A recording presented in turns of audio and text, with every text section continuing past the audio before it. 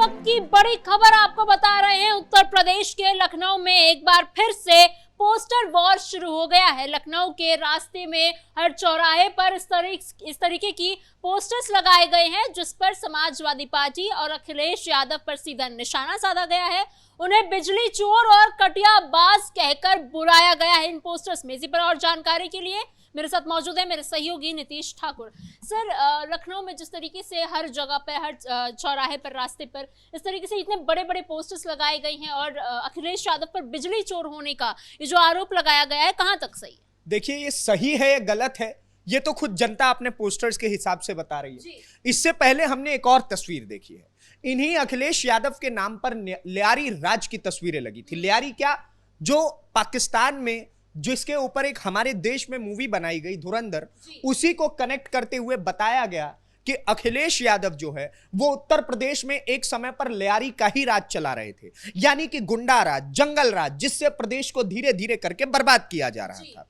आज फिर एक बार उसी प्रकार के पोस्टर लगे हैं और इस पोस्टर में साफ तरीके से बिजली चोर की बात कही गई है। इस कहानी की शुरुआत कुछ इस प्रकार से होती है। अखिलेश यादव ने योगी सरकार को स्मार्ट मीटर पे घेरना शुरू कर रखा है। वो आए दिन कहते हैं कि प्रदेश में बिजली नहीं है तो स्मार्ट मीटर का मतलब क्या बनता है। इससे आप कहीं ना कहीं प्रदेश की जनता पर भार डाल रहे हैं। हालांकि प्रदेश की जनता का इस वक्त इस प्रकार का कोई भी वीडियो सोशल मीडिया पर नहीं आया है जिन्होंने सामने से कन्फ्रंट करके बोला हो कि दिस ये हमारे प्रॉब्लम्स हैं।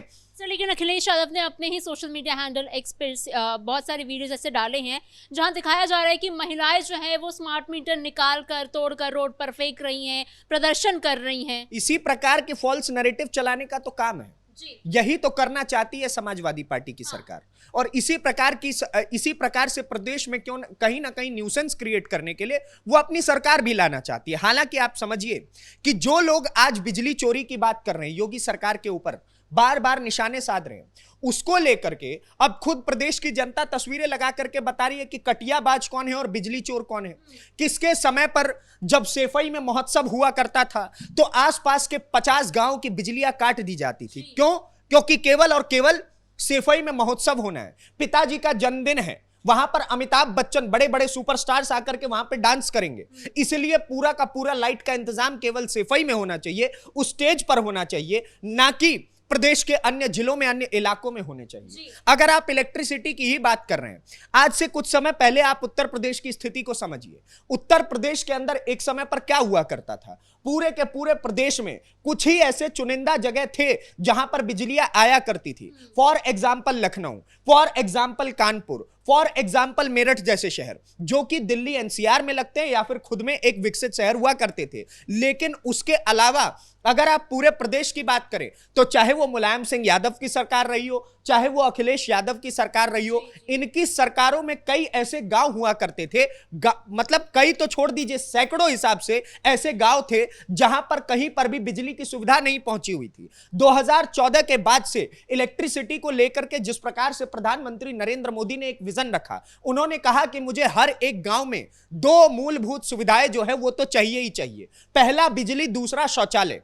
और आज उसी की तस्वीर है कि पूरे देश में और पूरे उत्तर प्रदेश की अगर बात करें तो हर गांव में, पूरे के पूरे सभी गांव में आपको बिजली जरूर देखने को मिलेगी। 24 घंटे आए ना आए, 22 घंटे आए, 20 घंटे आए, 18 घंटे आए, लेकिन बिजली हर गांव तक पहुंच चुकी है। सरकारी बिजलियों के खंभे हर जगह पर लगे हुए हैं। स्ट्रीट लाइट्स, जो एक समय पर उत्तर प्रदेश की बहुत बड़ी समस्या थी, महिलाएं अपने घरों से रात के समय बाहर नहीं निकलती थी। उनको लगता था कि अगर रोशनी ही नहीं है तो कौन किस प्रकार का कृत्य करके चला जाए, हमें बचाने वाला कौन होगा।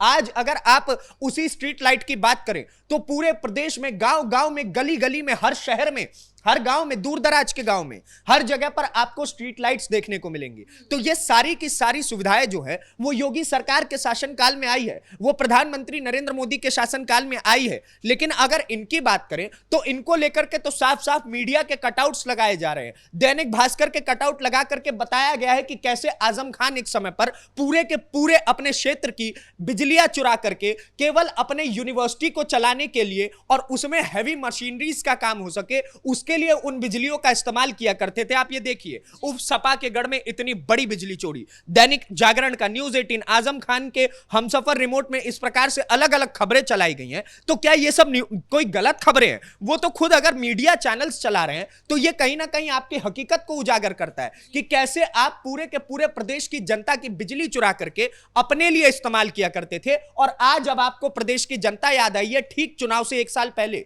अब तक आप दिल्ली में बैठ करके बात किया करते थे इंडी गठबंधन की, पूरे देश में अपनी राजनीति चलाने की। आज 1 साल पहले आपको याद आया है कि भाई साहब 27 के चुनाव आ रहे हैं, तो चलिए उस तरफ भी मुड़ करके देख लिया जाए। यानी कि जब जब चुनाव आएगा तब तब अखिलेश यूपी आएंगे, जब जब चुनाव नहीं आएगा तब तब अखिलेश यूपी भी नहीं आएंगे। सर, जिस तरीके से आपने पहले भी बताया कि इससे पहले भी लियारी राज वाले पोस्टर्स जो हैं वो लखनऊ में जगह जगह पर लगाए गए थे, उसके बाद भी एक महिला आरक्षण के समय भी ऐसे पोस्टर्स कुछ लगाए गए थे अखिलेश के खिलाफ।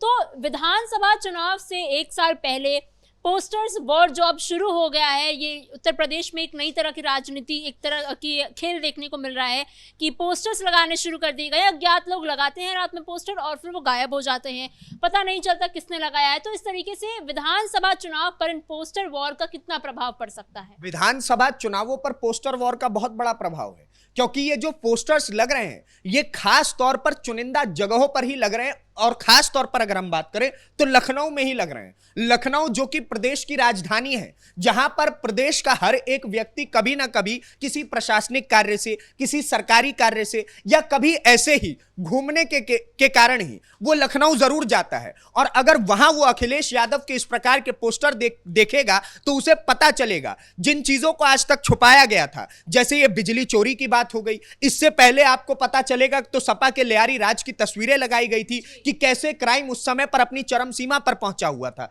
उसके अलावा अगर आप देखिएगा तो कई बार तो इनके ऊपर जो टोटी चोरी के आरोप लगते हैं, जिस प्रकार से टोटियां चोरी की गई थी इनके शासनकाल में, तो उस चीज को लेकर के भी बार बार विस्मयादिबोधक चिन्ह खड़े होते हैं। तो आप कब तक इन पोस्टर्स के पीछे बचते रहिएगा? बार बार अखिलेश यादव के साथ यही समस्या है, इसको लेकर के जवाब नहीं देंगे कि देखिए ये कारण था कि हमारे खिलाफ ये आर्टिकल्स छपे। लेकिन समाजवादी पार्टी के जो प्रवक्ता हैं, जो स्पोक्स पर्सन है, वो लोग कह रहे हैं कि इस तरीके से पोस्टर्स लगाकर लखनऊ में या कई बड़े बड़े जो शहर हैं जैसे कि कानपुर हो गया, लखनऊ हो गया, बनारस हो गया, इस तरीके से पोस्टर्स लगातार लगाए जा रहे हैं। समाजवादी पार्टी को बदनाम करने का ये बीजेपी का एजेंडा है। देखिए, बदनाम करने का बिल्कुल ये बात कहीं से भी छिपी हुई नहीं है कि ये कहीं ना कहीं भारतीय जनता पार्टी के सपोर्टर्स ही लगा रहे होंगे, इस बात में तो कोई संशय है नहीं।